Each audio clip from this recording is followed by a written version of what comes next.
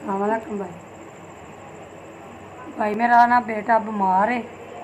5 मेरे बच्चे ने ते मेरा बेटा इनू ना उल्टियां आंदियां ने खून दियां ते अस्पताल लैके गए हैं, गिल्टियां बनदियां तो उन्होंने कहा कैंसर। भाई अस इलाज नहीं करा सकते।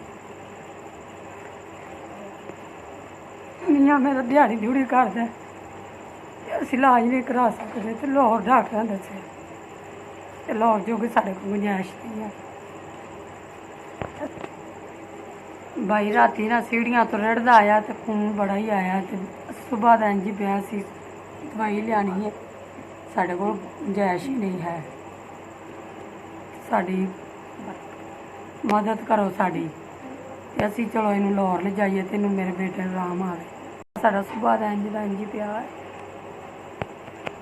मेरा ना ये इलाज वास्ते मेरा साथ दवो।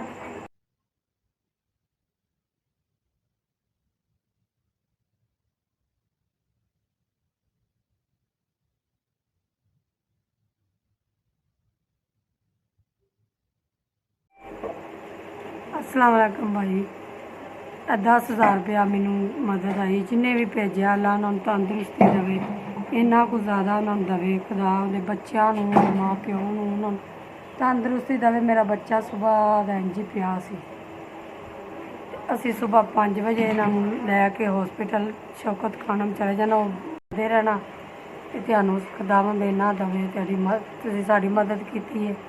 तेरे बच्चों की खैर, तेरे माँ प्यो की खैर, तेन रब तंदुरुस्ती देवे तो तुसीं साडी साथ देंदे रहना तो असीं उस बच्चे नूं बचा के इत्थों लिया। मैं अपने बच्चे नूं बचाना चाहनी हाँ तो तुसीं साडा साथ दोगे तो तैनूं रब खुश रखे, तैनूं बाद रखे।